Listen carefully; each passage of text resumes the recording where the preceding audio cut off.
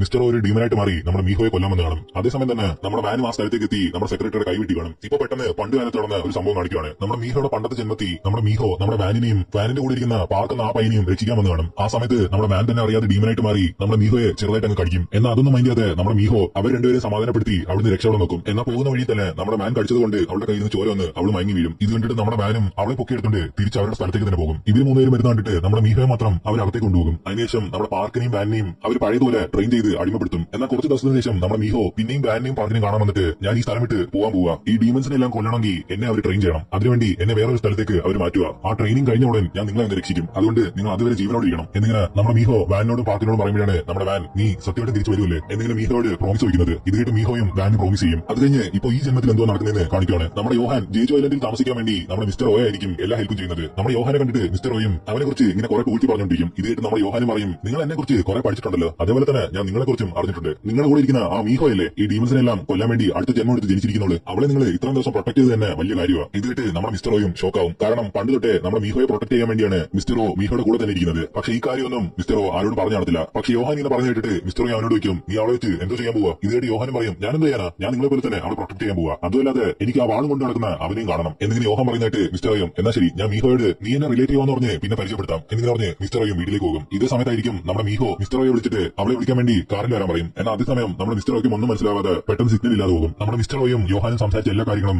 Secretary ഡീമനായിട്ട് മാറുന്നതിന് മുമ്പ് നടന്ന കാര്യങ്ങളാണ്. ഇതേ സമയം നമ്മുടെ വാനും ആ ഡീമന്റെ അടുത്ത് ഫൈറ്റ് ചെയ്ത് നമ്മുടെ മീഹോ എങ്ങനെ രക്ഷിക്കും. എന്നിട്ട് നമ്മുടെ മീഹോ പേടിച്ചിരിക്കുന്നുണ്ട് നമ്മുടെ വാനും അടുത്തേക്ക് ഒന്ന് പറയും നീ ജേജു ഐലാൻഡ് വിട്ട് പോയില്ലെങ്കിൽ നിനക്ക് രക്ഷപ്പെടാം എന്നിങ്ങനെ പറഞ്ഞിട്ട് അവൻ അവിടുന്ന് പോകും. അതേസമയം തന്നെ നമ്മുടെ മിസ്റ്റർ ഓയും കുറെ പോലീസ് വിളിച്ചുകൊണ്ടുവന്ന് നമ്മുടെ മീഹോ എങ്ങനെ രക്ഷിക്കും. എന്നിട്ട് നമ്മുടെ മീഹോയും പോലീസിനോട് പറയും എന്റെ സെക്രട്ടറി പെട്ടെന്ന് ഡീമനായിട്ട് മാറി എന്നെ കൊല്ലാൻ വന്ന്. അതേസമയം തന്നെ വേറൊരുത്തൻ എവിടുന്ന് വന്ന് ഒരു കത്തിയെടുത്ത് എന്റെ സെക്രട്ടറി എന്ന് വന്ന് എന്നിങ്ങനെ നമ്മുടെ മീഹോയും പോലീസിനോട് പറയുമ്പോഴാണ് പോലീസ് ഇതൊക്കെ കേട്ടിട്ട് ഒന്നും വിശ്വസിക്കാത്തത്. അത് കഴിഞ്ഞ് നമ്മുടെ മീഹോയും വീട്ടിലേക്ക് പോകുമ്പോഴാണ് നമ്മുടെ മിസ്റ്റർ ഓയും അവളെ സമാധാനപ്പെടുത്താൻ വേണ്ടി അവളെ ഇങ്ങനെ വിളിക്കും. പക്ഷെ അവൾ കഥ തുറക്കാതെ അവൾ ഉറങ്ങിയതുപോലെ അഭിനയിക്കും. എന്നാൽ ഇതൊന്നും അറിയാതെ നമ്മുടെ മിസ്റ്റർ ഓയും മീഹോയുടെ അച്ഛനെ വിളിച്ചിട്ട് ഇപ്പൊ മീഹോയ്ക്ക് ഒരു കുഴപ്പമില്ല എല്ലാം ഞാൻ നോക്കിക്കോളാം എന്നിങ്ങനെ പറഞ്ഞ് ഫോൺ കിട്ടിയും. എന്നാൽ ഇതെല്ലാം അകത്ത് കേട്ടോണ്ടിരിക്കുന്ന നമ്മുടെ മീഹോ എനിക്കറിയാം ആരും വിശ്വസിക്കുന്നില്ലെന്ന്, കാരണം എനിക്ക് തന്നെ ഇതുവരെ വിശ്വസിക്കാൻ പറ്റിയിട്ടില്ല, അതുകൊണ്ട് ഞാൻ ഇപ്പൊ തന്നെ ഇവിടെ നാല് വരെ രക്ഷപ്പെടണം എന്നിങ്ങനെ പറഞ്ഞ് നമ്മുടെ മീഹോ മിസ്റ്റർ ഓയെ അറിയാതെ ഒരു ടാക്സി വിളിച്ച് അവിടുന്ന് രക്ഷപ്പെട്ട് എയർപോർട്ടിലേക്ക് പോകും. എന്നാൽ ഇതേ സമയം നമ്മുടെ വാനിന്റെ കയ്യിരിക്കുന്ന ആ വാൾ പോലെ തന്നെ വേറൊരുത്തിന്റെ കയ്യിലും ഈ വാളിരിക്കുന്ന കാണിക്കുന്നത്. അവനും ആ വാൾ ഉപയോഗിച്ച് അവന്റെ കൈ മുറിച്ച് അവന്റെ ചോര ആ സ്റ്റാച്ചുവിന്റെ മുകളിൽ ഒഴിക്കുന്നത്. ആ ചോര അതിന്റെ മുകളിൽ കൊണ്ടുപോകാൻ പെട്ടെന്ന് ആ കറുത്ത സംഭവം നമ്മുടെ മീഹോ ഇരിക്കുന്ന ആ എയർപോർട്ടിലേക്ക് പറഞ്ഞു പോകുന്നത്. എന്നിട്ട് ആ കറുത്ത സംഭവം അവിടെ ജോലി ചെയ്യുന്ന ഒരു പോലീസിനുള്ളിൽ കയറിയിട്ട് അവനെ ഡീമനാക്കി മാറ്റുന്നത്.